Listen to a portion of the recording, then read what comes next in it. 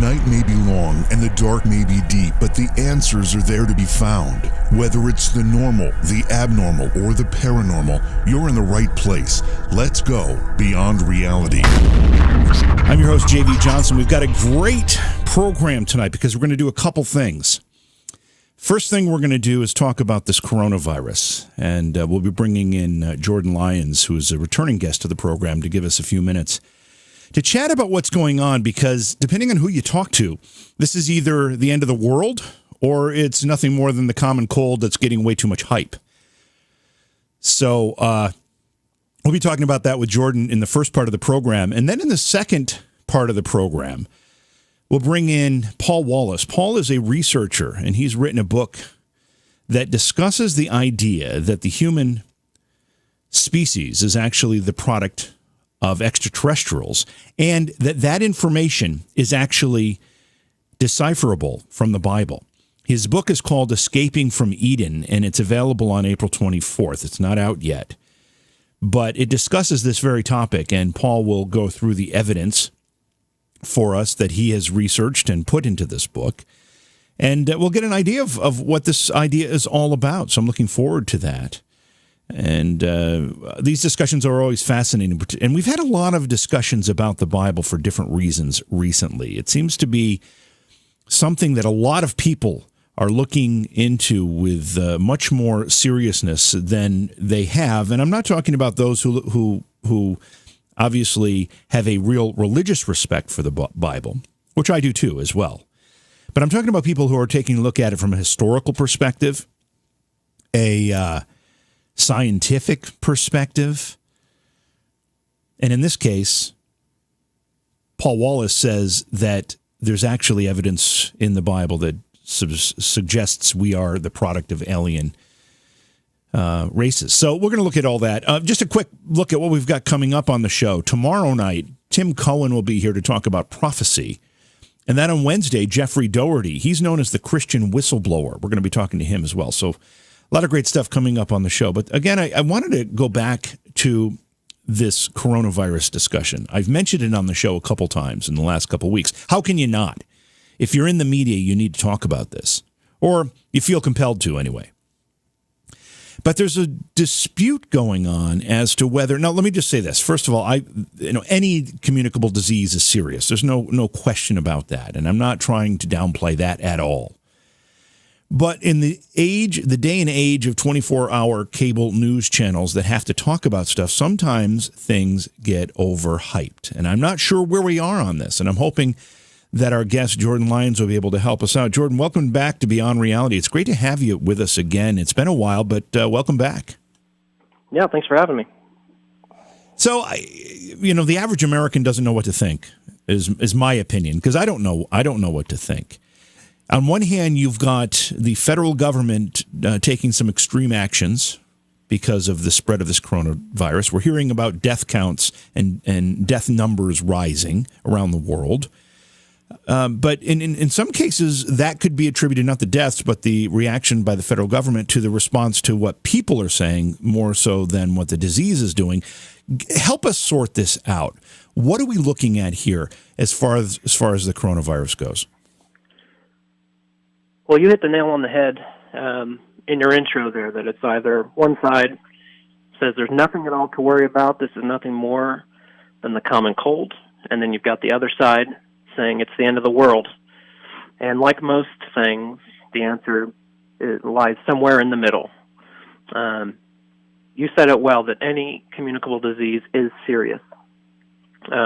Now, the level of concern that the world is showing now, will it be that same way a year from now, 2 years from now? Probably not. But right now, while we're facing the threat of this novel disease, and the key word there is novel, it is very serious.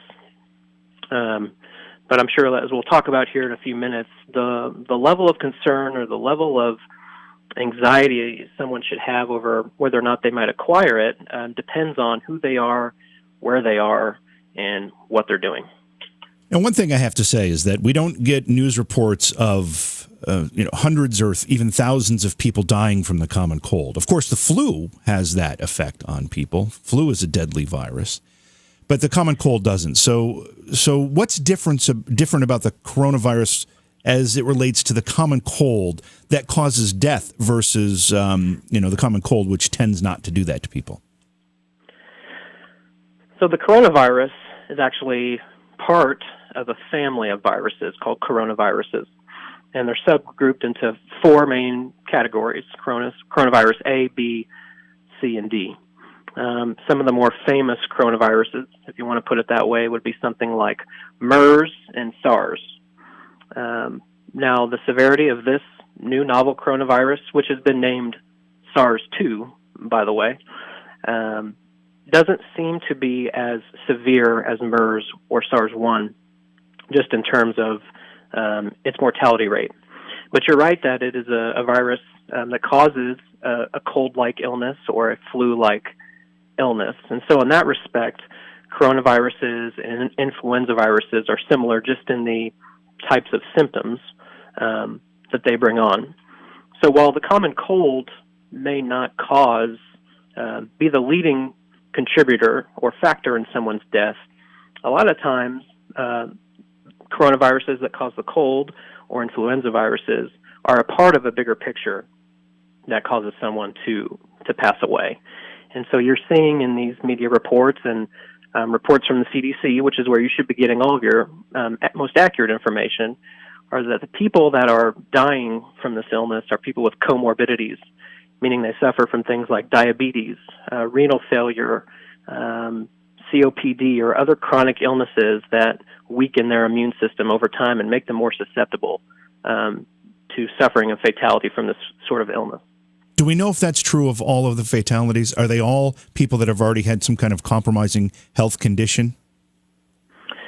No, it's at this point in time, is because it's such a rapidly spreading and it's such a rapidly evolving situation. Obviously, numbers are changing.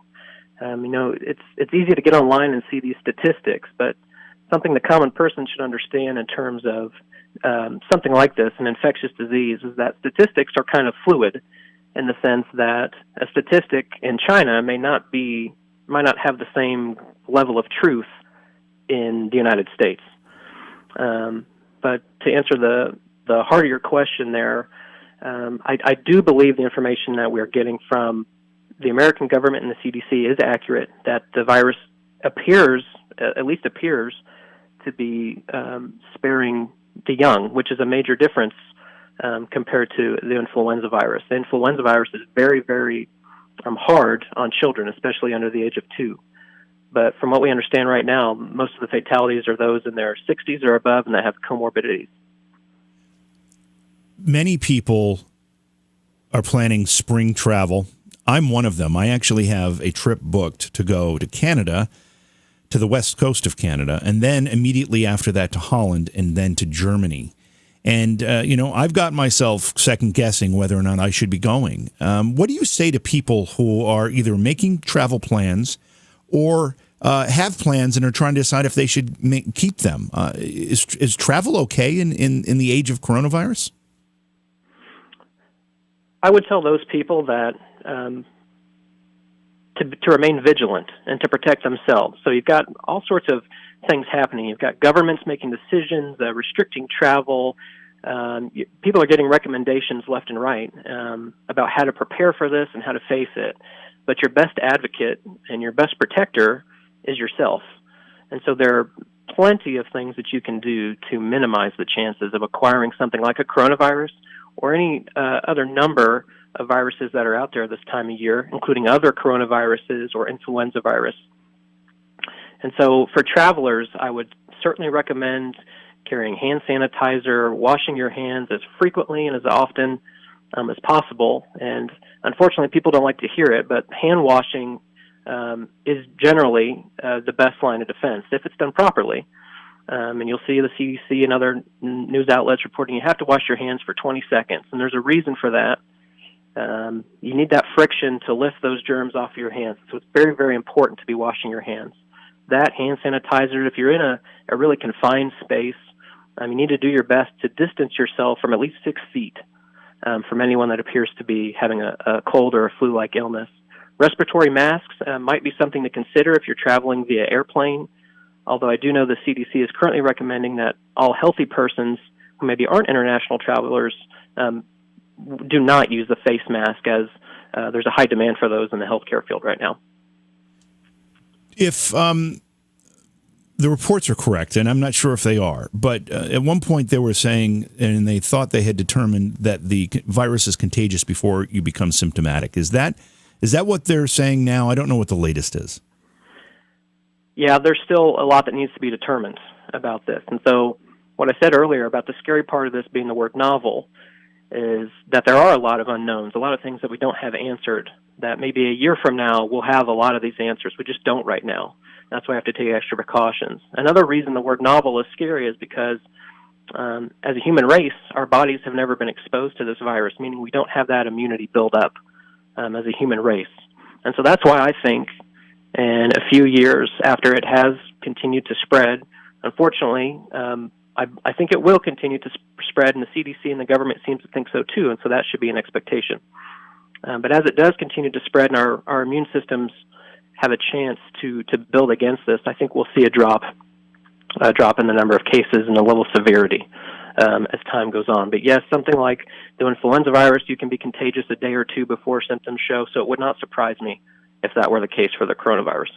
What's the protocol if A, you think you've been exposed to someone who turns out to be positive for coronavirus, or B, you become symptomatic yourself?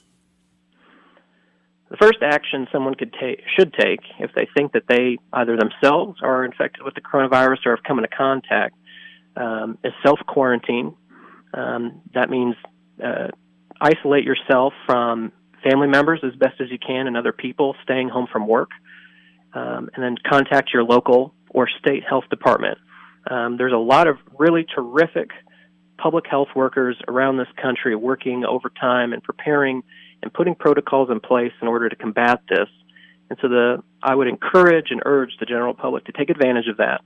And there are very specific procedures in place for reporting.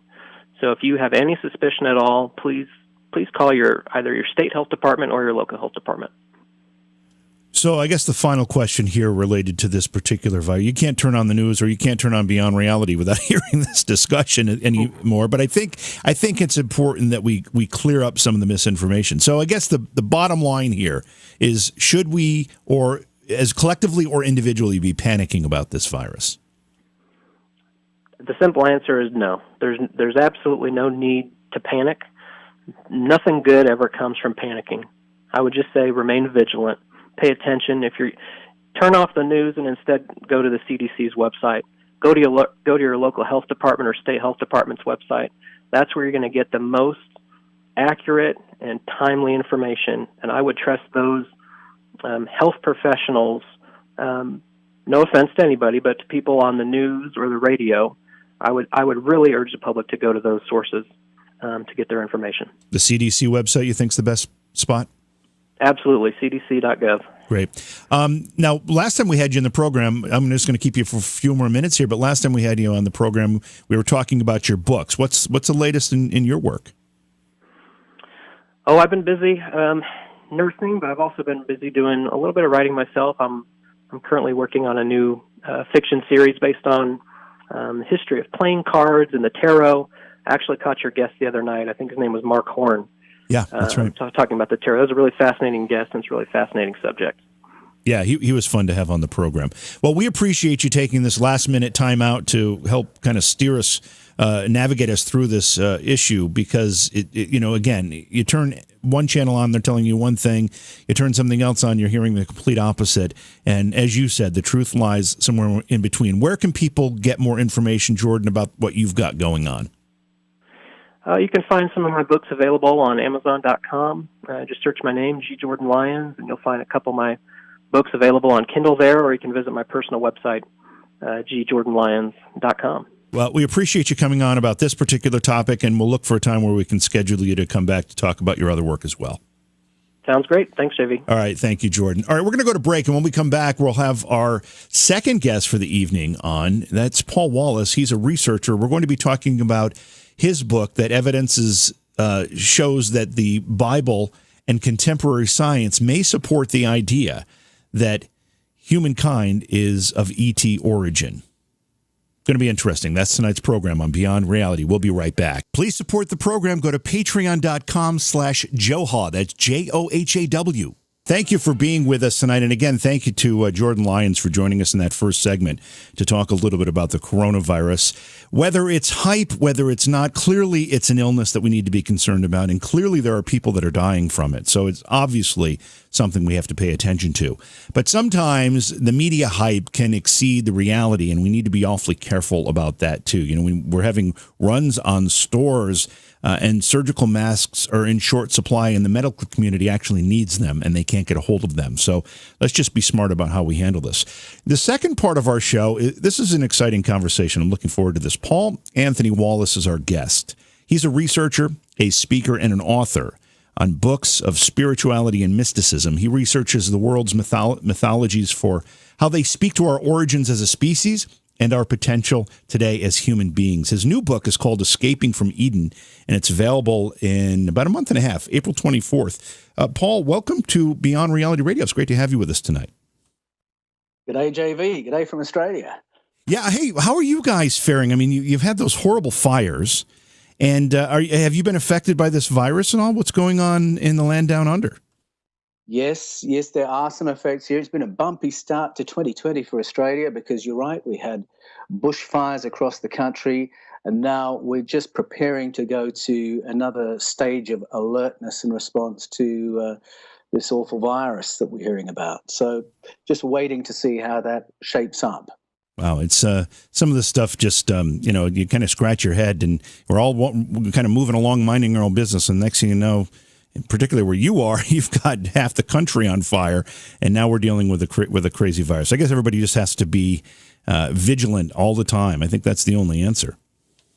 I think that's right. And I like what you were saying just now, that we shouldn't be over-alarmed. The media always love to talk about awful things, and they can push us into a far greater state of alarm than we need to be in sometime. But, yeah, just to stay appraised of what's going on, I think, and keep washing your hands. Yes, that seems to be the answer for a lot of sins. Keep washing the hands. Hey, tell us about the book, Escaping from Eden. Well, Escaping from Eden, I think it's the 9th or the 10th book that I've published, but it's very different from all my previous books. My previous books have all delved into history, biography, spirituality from a mainstream Christian kind of a viewpoint.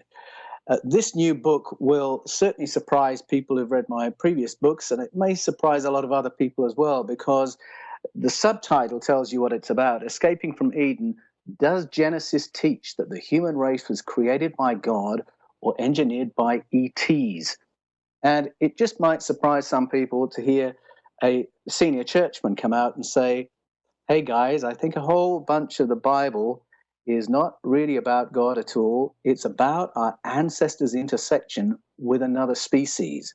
And that is the narrative that's explored by Escaping from Eden, not just from studies in Genesis, but studies in narratives and mythologies all around the world, and also touching on some really interesting fields of contemporary science that would support that view as well. So that's what it's all about.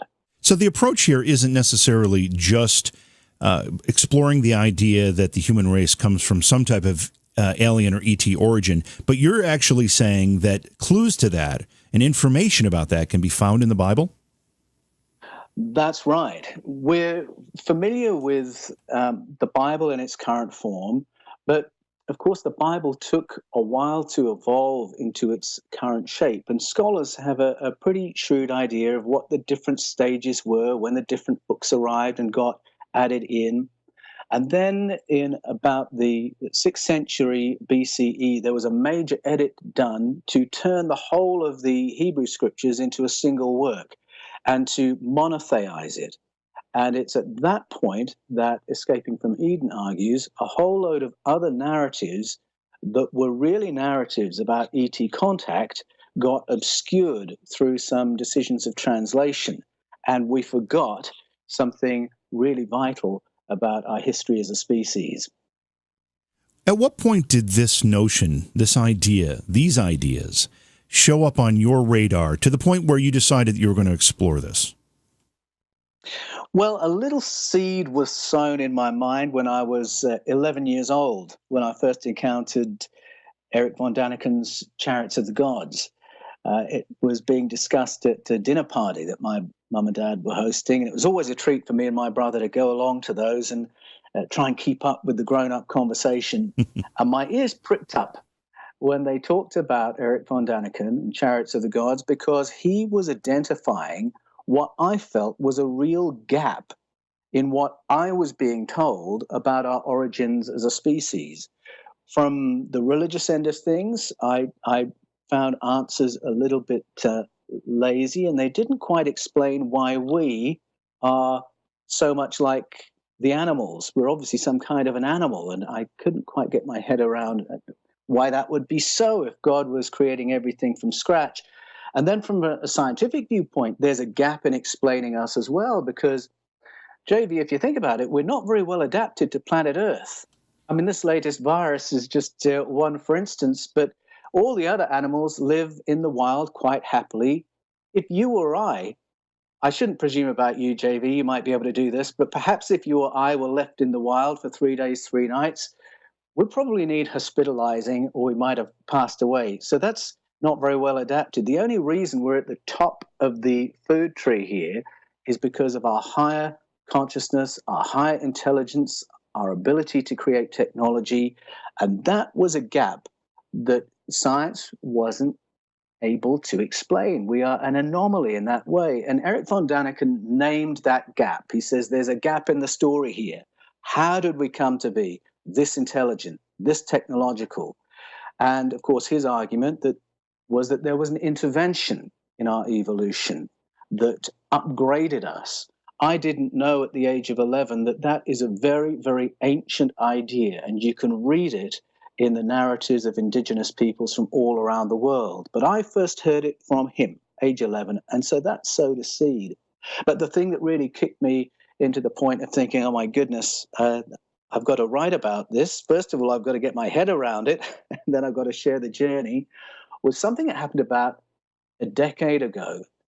I don't know if you might remember this, JV, but Pope Benedict XVI called on the Pontifical Academy of Sciences in 2009 to convene a colloquium.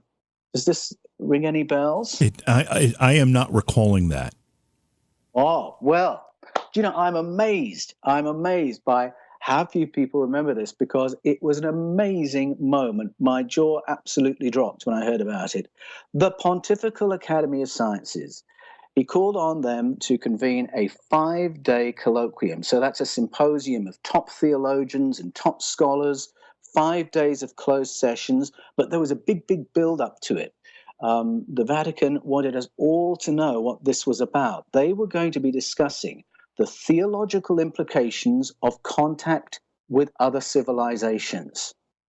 Wow. And I thought, where's this come from? Because only 400 years ago, the same institution was burning people to death for just suggesting there might be intelligent life on other planets. And now we're going to have a conversation about it. And then when the Pope's spokespeople went to meet the press after that colloquium, they said some really surprising things. So Jose Gabriel Funes, who's the director of the Vatican Observatory, was briefing the press and saying, we need to be ready sooner than anyone anticipates, he kept saying, to embrace a brother or sister alien.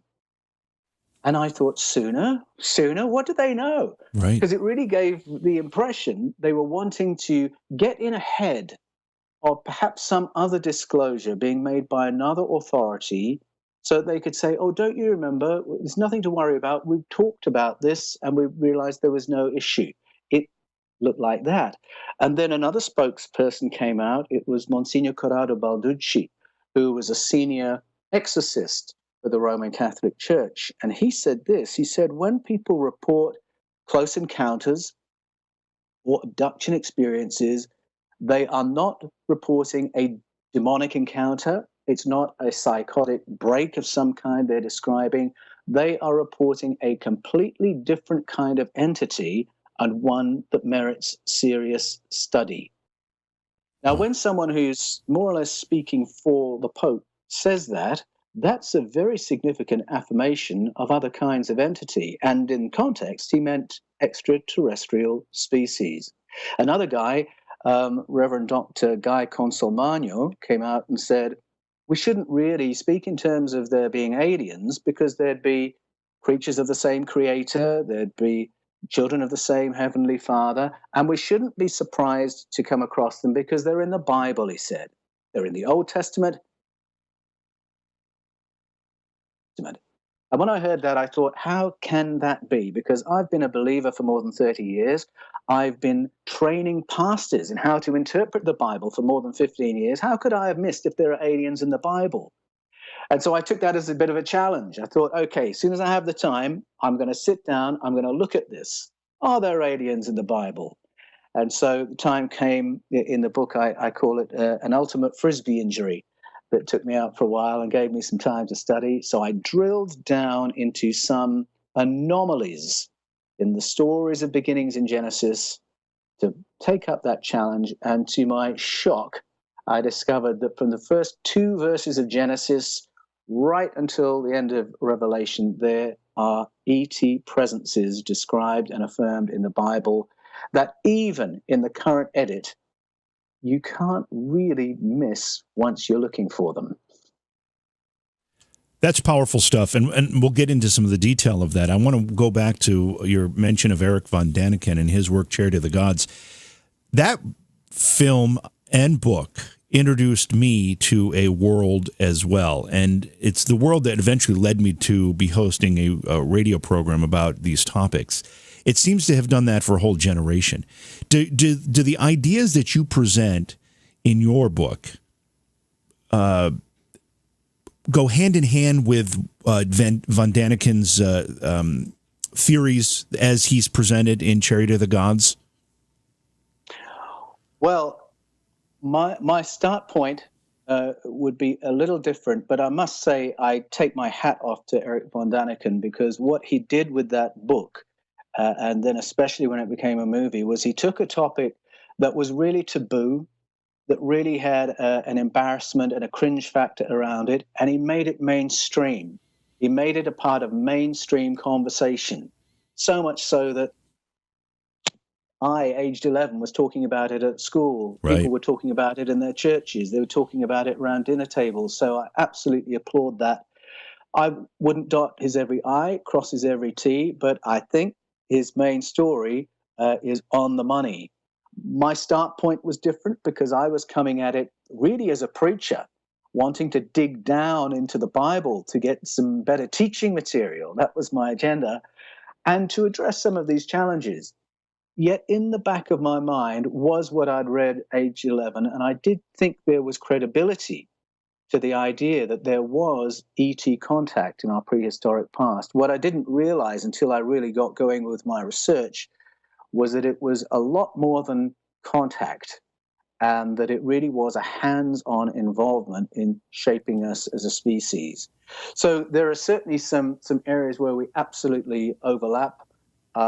Certainly in the area of archaeology, we touch on some of the same things, but people might be surprised how I've got to these conclusions from a very different start point. You described yourself as a believer. You said you have been a believer for 30 years as we talk about the Bible. Do you consider yourself a religious person? It's a funny era for labels. Yes, it is. Because if you use the word religious or Christian or evangelical, there's so much baggage that comes with those words. So Right. I think what I'll say is I do believe in God, in the sense of a primordial source of all things.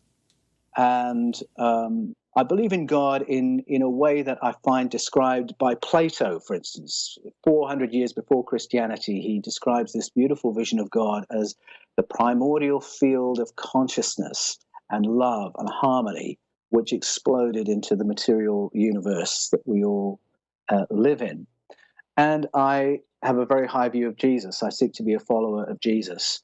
So I prefer to say those things than to grab onto too many labels, because people might start making assumptions as to what that means. But At the same time, I was for 33 years involved in ministry, in Foursquare churches, Anglican Episcopal churches, and that's been a very important part of my journey. We're talking with Paul Wallis tonight. We're talking about his book, Escaping from Eden, which is available. Paul, that's available April 24th, right? It's not out yet. Now, if you go to Amazon, Barnes & Noble, Kindle, you can pre-order it right now, and it will hit your shelf shortly after April the 24th. Tonight, our guest is Paul Anthony Wallis. We're talking about his book, Escaping from Eden. By the way, you can get information about Paul and all of his books at his website, Paul Anthony Wallis. That's Wallis, Wallace.com. Paul, let's talk about some of the anomalies in Genesis. Some of the things that you found as you started to look into this that maybe perked your interest even more, raised an eyebrow or two. What'd you find? Yeah, there are anomalies that would be familiar probably to any adult who's ever sat down with a children's Bible and a child. And I'll run through a few of those, and then there's a really key anomaly that I discovered in my research. But the familiar ones, one of your listeners was talking about verses of the Bible that make you go, huh? And I call those my James Brown moments, where I'd read and go, wait a minute. And these moments, a child will ask these questions. If you start from the beginning of a child's Bible, a child will say, why does God say, let us make? Who's the us? Let us make humans to look like one of us. One of who? And then how can it be an afterthought that Adam might need an Eve? Wouldn't an almighty God have thought of that instead of presenting him with all these animals instead? And then the snake appears. Well, who's that? Why did God make the snake? Couldn't God see what was going to happen? Couldn't he see Adam and Eve were going to eat the fruit? And then why the death penalty for eating a piece of fruit? That's a bit harsh, isn't it? And then get to the flood, and we're describing the genocide. And a child will want to know why a God of love would genocide a planet full of people. And so often when we read these moments, we think, we try and answer, and we think, wow, yeah, that doesn't really make sense. I'm going to have to look at that another time. And then, of course, we get busy, and the urgent things of life get our attention, and we don't come back to our questions. As a preacher, of course, you have to deal with those. You keep being confronted with them. You try and make sense of them. But all the while, you're thinking, wait a minute, there is another layer to this story that must make sense, because the top layer isn't quite making sense. So those questions are questions anybody would have. But as I started drilling down into the text, there's a key word that absolutely unravels the familiar picture. And it's one of the words that gets translated as God. Now, there are two key words that get translated as God in the stories of beginnings in the Bible. One is Elohim, and one is Yahweh, the holy name, the name that was revealed to Moses. Now, that's a later name. So we know right away that we're reading a version of the stories that's been rewritten by somebody after the time of Moses, because this later name has been put into stories that are centuries, maybe millennia older than the time of Moses. And obviously the writer's wanting us to see all these as God's stories. And so the holy name appears from the beginning.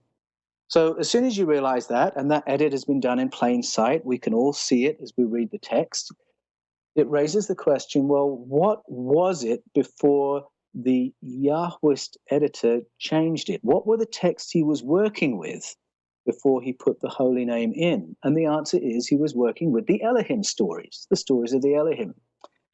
Well, what's Elohim? Elohim gets translated as God, but it also in other places gets translated as demon, demons, gods, small g, false gods, landlords, angels, chieftains.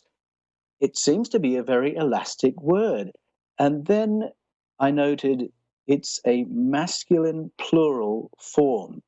A plural form word. It sometimes takes plural verbs and exhibits plural behaviors, like the let us make humans to look like one of us. We don't want them to be too much like one of us, etc.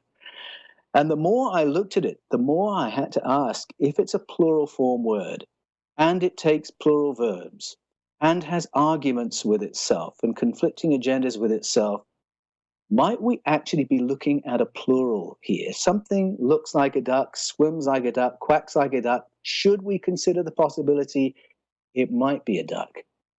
And I took that question to some Hebrew scholars and some very erudite and senior Bible translators, and I discovered there's a very real problem and question here. So I went back to the texts and thought, what happens if I reread all these familiar stories with Elohim in the plural? If you take the roots of the word, it means the powerful ones. I'm going to read these as the stories of the powerful ones. Well, of course, the stories change, but they don't change in a random way.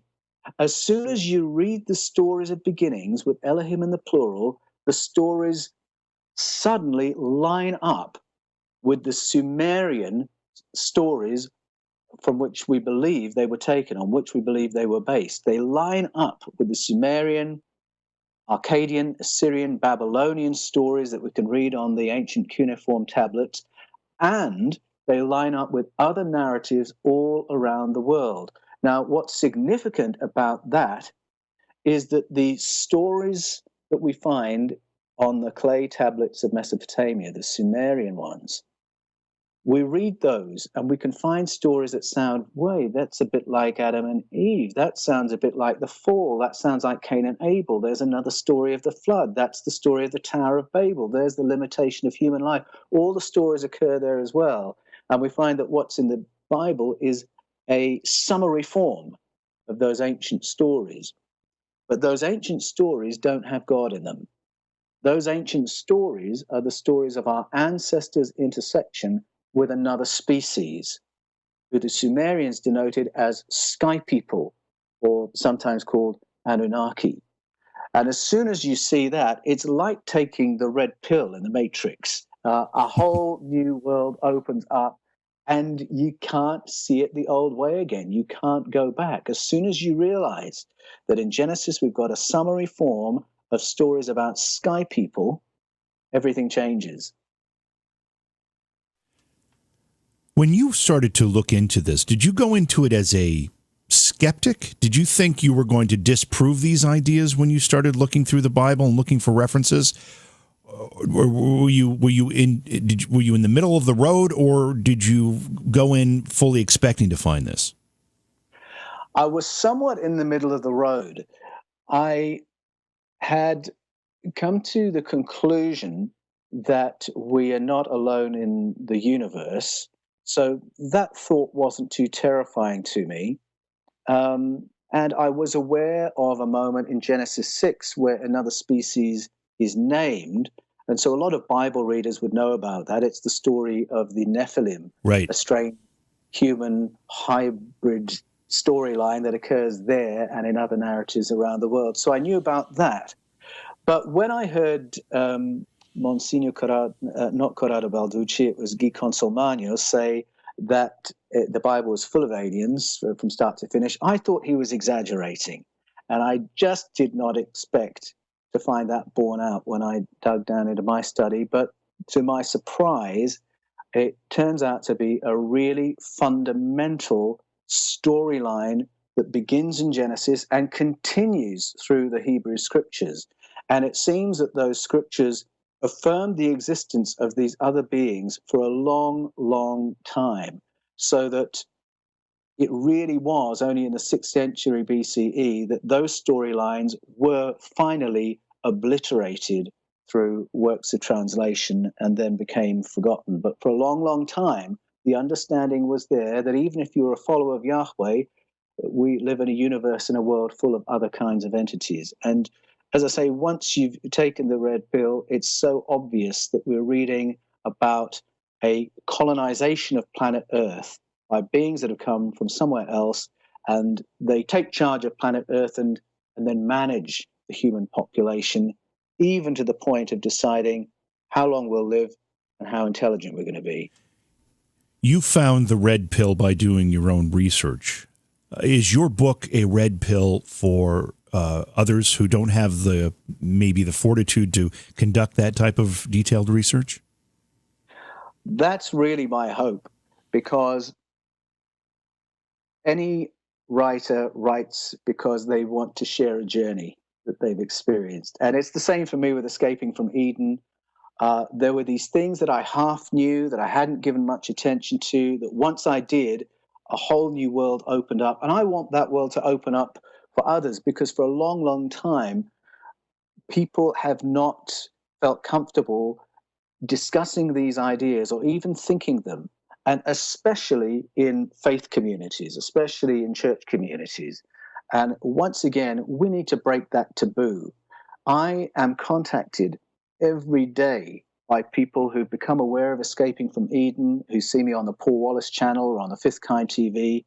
Every day people contact me and they tell me about experiences that they've had. And often they'll say things like, there was one guy who really stuck in my mind. He said, I had an encounter, a close encounter, when I was 15 years old.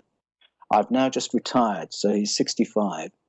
And that experience changed my life. I've told my wife. I've talked to the person I was with when the event happened. And in the 50 years since, I haven't told another living, breathing soul. But I want to tell you because I still need to process it. I still need to get my head around it. The culture we're in is still so ridiculing and shaming of people who've had experiences that they're silenced for half a century of their life. I find that so unacceptable and so unintelligent. We would inform ourselves if we could give people the respect of listening to them. And so that's another reason I've written Escaping from Eden, to break the taboo again and say, look, there are very good reasons for us all to be in on this conversation and thinking about these things. Do you think your book and other works are starting to change that paradigm a bit? I tend to think that we are slowly, but methodically turning a corner on the idea that we can have these conversations in open forums without ridicule. I'm seeing something of a shift, particularly in America. Not so much in Australia, perhaps, not so much in the UK, perhaps, but certainly in America, and through work like you were doing, it's happening, but also I think through a process of what I'd call soft disclosure. We're being drip fed little bits of information that will soften us up to the idea that we're not alone. So last year, an important example of that was when a 70-year-long policy was changed and the US Navy could say publicly, we have been engaging with UFOs or UAPs, and we don't know what they are or where they're from. Well, that was how the Navy and American defense spoke about UFO phenomena in the 1940s. And then in 1947, the National Security Act was signed by President Truman, and it was decided it all had to go silent. And we couldn't acknowledge these things, and we had to debunk them and ridicule people and even destroy people if they came out with a non-canonical story. And that policy remained in place until last year.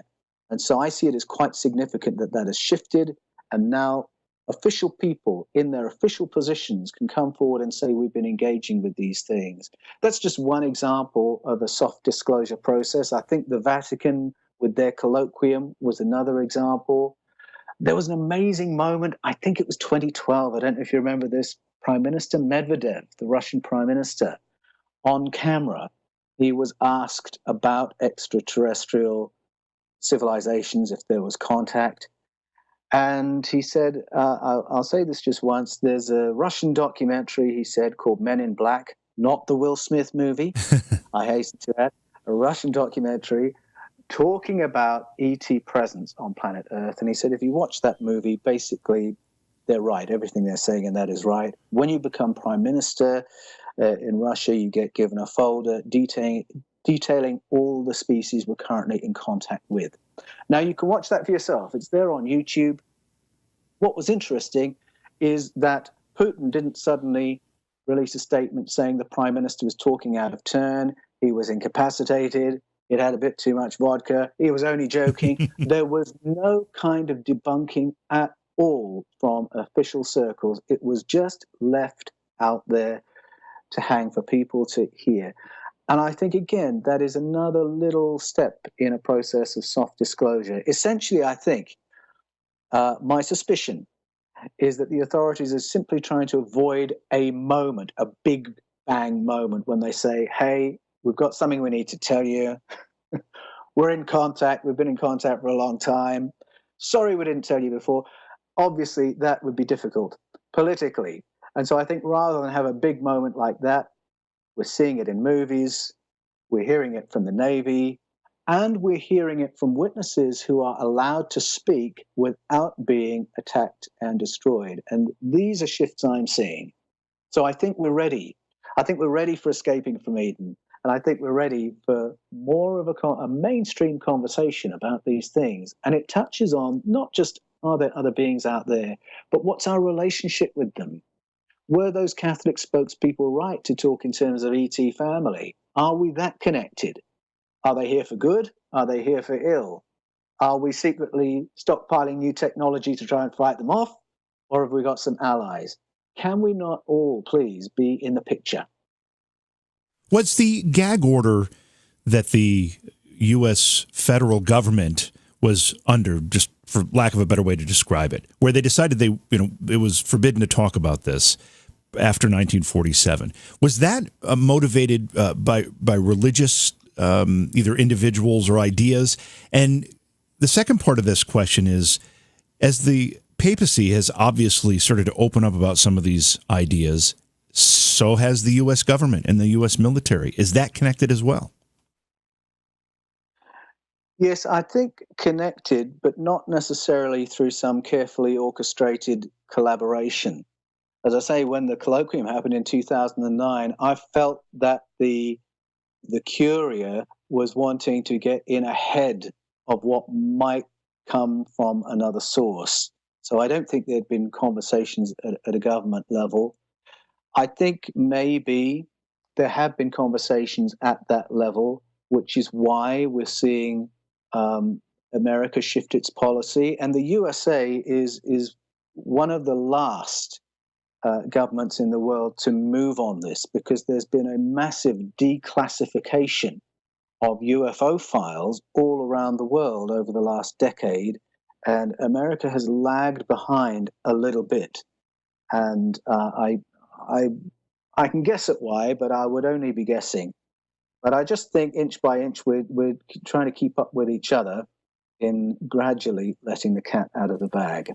If there was an effort, as the Bible was being revised into the version that we know currently, if there was an effort to cleanse it of some of these stories, ideas, why did they leave some in? Why were some left there to serve as markers or red flags if they were trying to avoid this conversation? That's a great question. I think, first of all, I should say that the cleansing of the Bible, I don't want to present it as some kind of conspiracy theory, some horrible dark agenda that was forced on the Bible, because I think that the translators probably thought they were doing the scriptures a favor. After all, Joshua, the leader of the people of Israel after Moses, had called on the people of Israel to reject and forget about the powerful ones of their Sumerian heritage, talking about Abraham and Sarah, who came out of Ur of the Chaldees and brought these stories of the sky people with them. Forget them, he said, and follow Yahweh. And then in the Ten Commandments, we've got it. You have no other powerful ones. Worship only Yahweh. Don't bow down to any other powerful ones. Don't even depict them. Don't even draw pictures of them.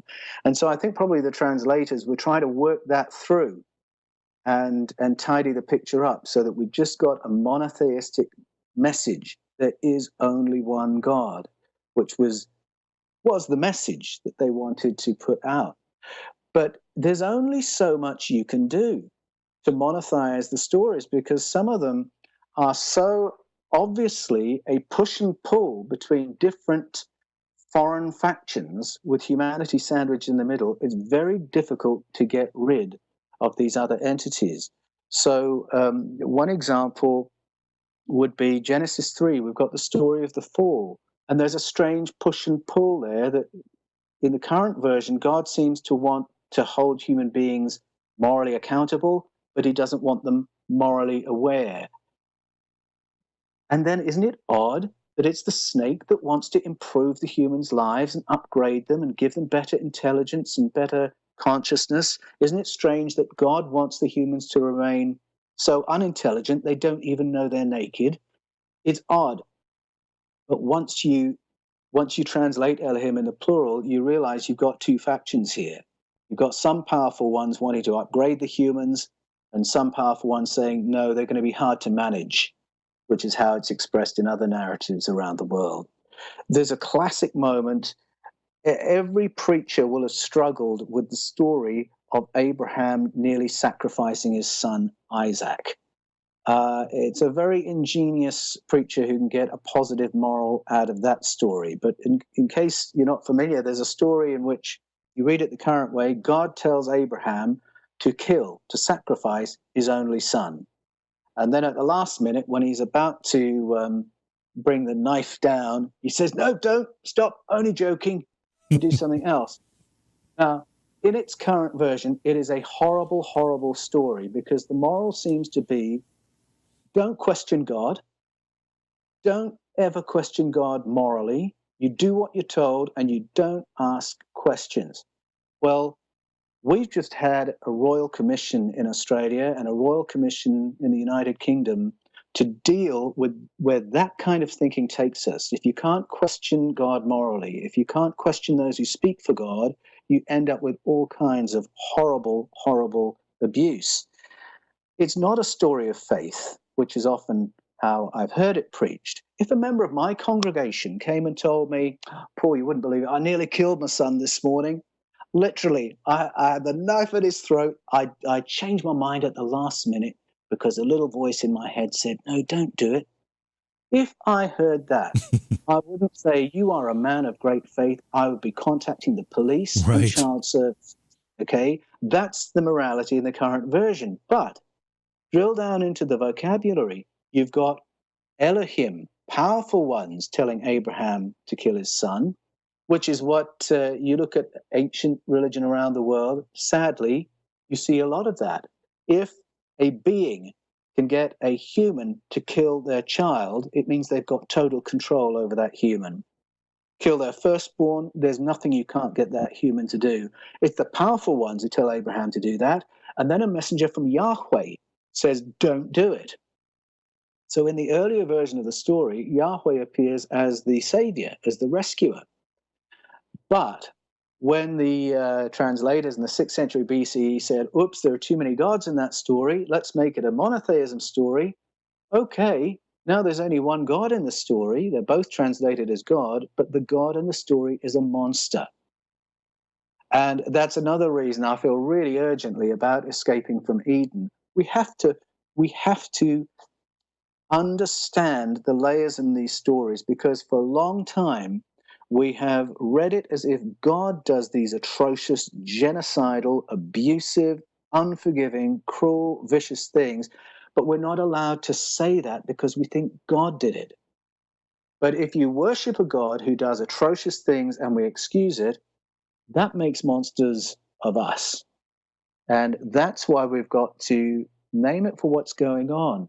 These are the stories of beginnings, are stories of traumas that our ancestors experienced as they bumped up against another presence on planet Earth, an extraterrestrial presence that had come and colonized us and that were running us as their workforce. As you look through the Bible and you researched these passages and determined where there were references that may have been misinterpreted that actually support these ideas that we're talking about tonight, how far through the Bible does that occur? Does it occur only in the Old Testament, or does it get into the New Testament as well? It's the Old Testament that has curated these stories. They are stories from, you could almost say from prehistory, although I'm beginning not to believe in prehistory because we have the accounts. But certainly it's in the Old Testament, in the Hebrew Scriptures, that you've got an account of our beginnings, our origins, a number of planetary recoveries when I believe these other beings turned up, and then a period of history where you appear to have human colonies being governed over by these other entities. That's there in the Old Testament. In the New Testament, there are hints of an awareness of that we often miss because we haven't read the original version of the Old Testament first. But the stories of who we are, where we've come from, it's in the Old Testament that you really need to look to find those. So if we accept that the version that we're presenting here tonight, if we talk about it in that sense, and as you say, use the plural, when we get to Jesus and we get to essentially what Christianity is founded on, how do we explain that? Where is that just stories? No, I don't think it is just stories. I'm convinced that Jesus was an historical person because of the references that we find outside of the Bible in Roman chronicles. I studied some of them when I was at school, when I was studying Latin as a young boy. And the references to Jesus himself and to what his followers did, and very often they are references made by people who are not friends of Christianity. I think if I follow all that, I'm very convinced that Jesus was a historical person. I take the record that we have of him in the Gospels very seriously. But I think that we've often framed him in a far more religious way than perhaps we should. And I think primitive Christianity got hijacked pretty quickly by the Roman Empire to become the Roman Department of Religion. And some of the simplicity of gospel Christianity got lost. It became a religion of worship and obedience. And being a good citizen and a good Christian, those ideas kind of got fused a little bit. But if you look at the Gospels, I think Jesus is somewhat different to that. And he was someone who said, I did not come to be served. And that word served is a worship word. So if you just sit with that for a while and think, is Jesus saying he didn't come to be worshipped? And then look at what emerged in institutional Christianity, you can see we may have missed something somewhere along the line. But unfortunately, there was a point in Christian history where it got so fused with imperial power, we reached a point, for instance, where there was an emperor who illegalized all non-Christian religions. And what that meant was getting rid of priesthoods, it meant executions, it meant burning books or archiving them and losing all this other layer of story. And this limiting of information, you can find that happening in the story of the church as well. But right back at the beginning, in the beginning of Christianity, there were some very significant leaders, church fathers like Clement of Alexandria, Origen, Justin Martyr, Irenaeus, a guy called Marcion, who was later deemed a heretic. They were very foundational figures who were very, very affirming of the teaching of Plato from 4 centuries before, and they believed his account of human origins. And his account was one that lined up with the view we've just been talking about, which is that we were happily evolving on planet Earth, and then another species arrived to intervene in our evolution and upgrade us. And they saw no conflict between that storyline and their faith in Jesus. And that's the sort of territory I'm in. We're talking with Paul Wallis tonight. Again, his website is his name with his middle name as well, Paul Anthony Wallis. Wallis is spelled Wallis. PaulAnthonyWallis.com. You can get information about the book we're talking about tonight, Escaping from Eden. Also, his other work, Paul, let's talk about some other disciplines that might support these ideas. Is there any scientific evidence to support this? Yes, there is. I think if you want to find a scientist, a real credentialed, peer-reviewed scientist who takes this line of thought seriously, one of the best places you can go is to DNA research. Because right from the beginning, there have been scientists in that field who have believed that our DNA did not originate on planet Earth. So if you think of Crick and Watson, who discovered the double helix of DNA, Francis Crick believed that our DNA was of extraterrestrial origin. And along with others, including Leslie Orgel, Carl Sagan, they taught something called panspermia. And that was the belief that the genetic coding for conscious intelligent life is something that has been disseminated through the galaxy, and that when it lands on a hospitable planet, it results in the kind of life forms that we're all familiar with. And so from the 60s on, DNA scientists have been putting that idea forward. In current research, there are two scientists, Vladimir Sherbak and Maxim Merkulov. They're from the Kazakh Al-Farabi National University and the Fezenkov Astrophysical Institute. They spent 13 years on the Human Genome Project, and their studies in human DNA has led them to the conclusion that our DNA has been intelligently designed by some other intelligence. They find that through finding a repetition of primes in our DNA, that they said the chances of that happening randomly are so obscure as to be impossible. For that to happen by chance, it's a 1 in 10 trillion chance. It was obvious to us, they said, that we're looking at something that wasn't randomly generated, it was intelligently put there. So those are top authorities in DNA research saying intelligent intervention in our evolution, something from off-planet. And they say ultimately we are all going to have to accept this because this is becoming a consensus within DNA research. I find it intriguing that Carl Sagan is in that group. This is something he wrote about in the 1960s.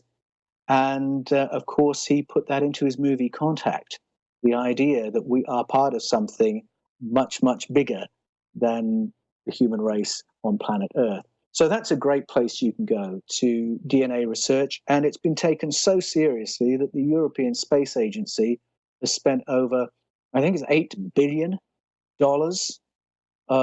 particularly on the Rosetta probe project, testing for the building blocks of life on comets, because they want to see if there is material evidence for this theory of panspermia. That's how seriously it's taken. Paul, if the aliens that intervened in human development did so, are they still here? Are they still among us? Are they the aliens that are reported to us in sightings, in stories, in craft that people happen to see? Is it the same race or races? That's a really good question. My researching for Escaping from Eden led me to the view, particularly looking at the text of the Bible, that there are a number of ET presences named.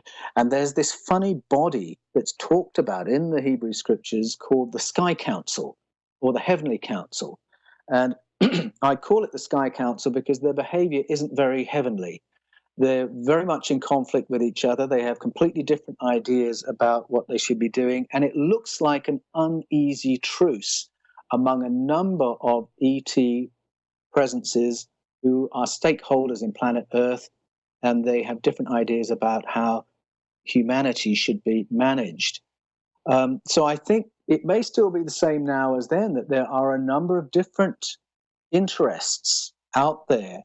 And as to whether the original ones are still here, I'm not sure about that. If we think about what colonization looks like on planet Earth when we colonize each other's countries, often when we go into somebody else's country, we'll go in with force and we will overwhelm the other country with our military force. We will take over. We'll be the police. We'll be the army. We'll be the school teachers. we'll maintain order, we'll set up the banks. But then, after a while, you can begin handing some of those things over. The locals can appoint their own teachers. The locals can appoint their own police. They can have one of their own in the governor's residence. And in fact, once you set the commodity prices and the exchange rates and you've got banking set up just so, you could probably go home to your own country and still enjoy the benefits of sitting at the top of that economic tree. And I wonder if that might be similar to what happened to our ancestors all those years ago when somebody came from somewhere else and colonized us. If you're listening to the podcast version of this show, we encourage you to find our YouTube channel and become a subscriber. Just go to YouTube, search for JV Johnson. When you find it, hit the subscribe button. There's no fee. It's all free. You can also hit the notification icon. That way you'll know when we upload bonus content or we stream live or whatever we happen to be doing. It's a great way to be part of our community. Plus, there's a live chat room there. During the live streams, the chat room is quite active. Most of the time, they're paying attention to what we're talking about. Sometimes they get off on tangents, but they're always making me smile and laugh, so it can't be a bad thing. Tonight, we're talking with Paul Wallis about his book. It's a new book. It's Escaping from Eden. It'll be available April 24th. It's available for pre-order now. Paul, are you 100% convinced that you've found the answers here? Do you have any doubt left? The things I've become convinced of are in the book.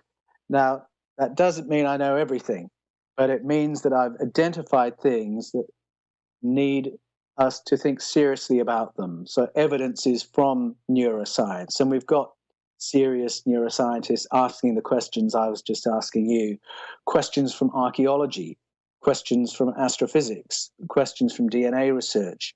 But there is plenty of data that I put into the book that is real information and then hopefully sends the reader on a journey. So the things I've become convinced of, that's what I'm sharing in Escaping from Eden.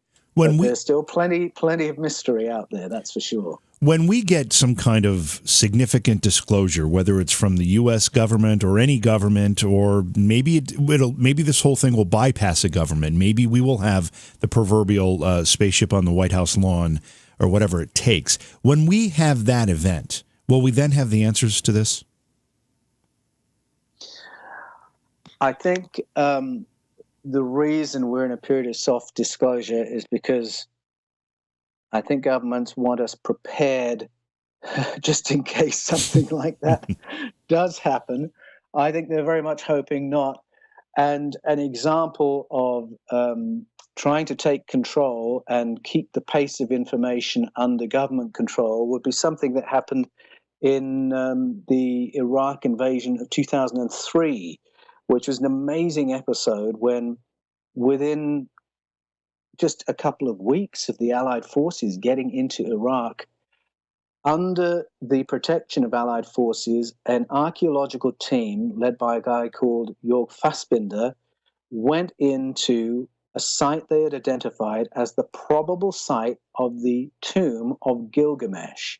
Now, Gilgamesh is a really significant figure from the Sumerian stories because they identify him as a hybrid of human and sky people. So if we could get hold of that sarcophagus and DNA test it, then we could either falsify the story and say, oh, it was just a story, or we could verify it, in which case everything we know about ourselves changes. Well, they went in with great fanfare. Jörg Fassbinder went on the TV, was saying, we're 99% certain this is the tomb of Gilgamesh. We're going to test it. It's really exciting. This is amazing. And then silence. And we didn't hear anything. Didn't hear anything until 2005 when Jörg Fassbinder said, we decided not to investigate any further. We decided it would be safer to bury the site because there's so much looting and stuff going on there. We just thought we'd leave it and not investigate any further. But that doesn't quite hang together because it was important enough that as soon as we were into Iraq, we were at that site, but not important enough to investigate it in the 17 years since.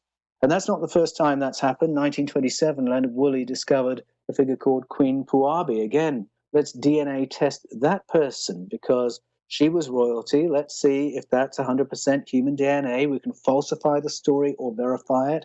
But obviously, it's been shut down. And if you talk to people who've been on active duty in Iraq, they will tell you there were a lot of archaeological sites that we went to very, very quickly as soon as we were in, and we located the stuff we wanted there, and then we never heard anything about them again. So that's a fairly recent event, 2003, and that adds up to still trying to manage the flow of information. Hide the UFO on the White House lawn and just keep the drip, drip, drip going until a later time. That seems to be how it's rolling out.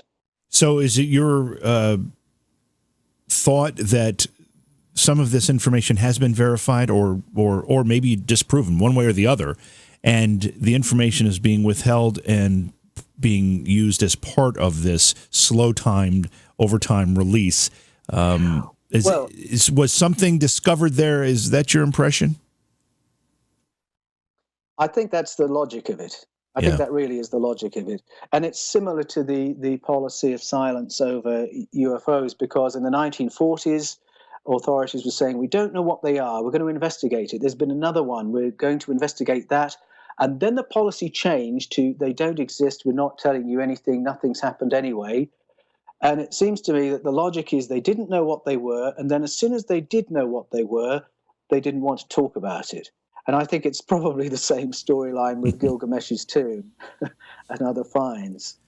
What do you hope people will walk away from after reading Escaping from Eden? What's the outcome you want people to walk away with? For me, it's opened up a far more exciting universe, that we live in a populated universe, and the possibilities of that may be in part scary, but are in part very exciting. One of the reasons that Ed Mitchell, the sixth man to walk on the moon, was very strong in supporting disclosure and calling on the government to disclose contact was for the technology that he believes our governments are sitting on, technology that could revolutionize our life on planet Earth. And so to get more open conversation, I think, could be tremendous for the human race as a whole. But for the reader of Escaping from Eden, there's something more personal that's really exciting to me. And it touches on what I was saying about acquired savant syndrome and how the narratives say that we used to have higher faculties. We used to be able to do things like remote view and have precognition and more telepathic ability, and then we got downgraded. Acquired savant syndrome says, actually, those can be knocked back on. And I noted in my research that the cultures that have curated these ancient stories of our engineering, they've also curated mystical and shamanic practices for centuries and millennia aimed at heightening our consciousness, switching some of these inhibitors in our brains off so that we can have a more conscious, more intelligent, and better human experience. And I'm excited about that, not just for the sake of having superpowers, but because I think we could live better lives and live as a better society if we could re-upgrade ourselves. The moment we realize it's not God's hand that has us here, we could actually operate at a higher level. I find that inspiring and really exciting.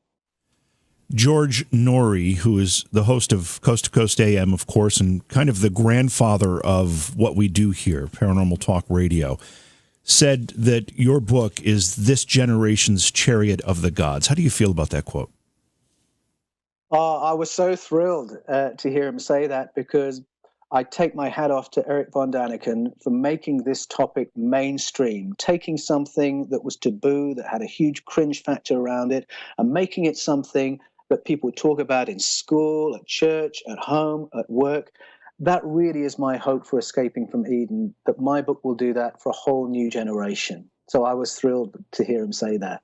Well, you've done a tremendous amount of work. You are excellent at presenting these ideas. Paul, I appreciate your time. Once again, let people know how they can order an advance copy of the book. It'll be released April 24th, but they can order it now. Tell them how they can do that. Yeah, you can pre-order it right now at Amazon, Kindle, Barnes & Noble, wherever books are sold. You can pre-order Escaping from Eden. If you go to the Paul Wallace channel on YouTube and the Fifth Kind TV, you can keep up with me there. And if you go to paulanthonywallace.com, WALLIS.com, you can keep up with everything that's happening that way too. It's been a very interesting conversation, Paul, and quite an eye-opener, and I appreciate your time, and thanks for joining us from Australia tonight. Oh, thanks, JV. It's been great to be on the show with you. Thank you so much. Beyond Reality Paranormal is hosted by JV Johnson and produced by Orion Palmer and Slick Eddie Edwards. Like us on Facebook and subscribe to our YouTube channel. Please consider supporting the program either through your podcast platform, click on the link in the description, or on Patreon at Joha Productions. If you'd like to be a guest on Beyond Reality Paranormal, or you have a recommendation for a guest, contact our producer, Slick Eddie Edwards. Eddie is spelled with a Y at slickeddieedwards@gmail.com.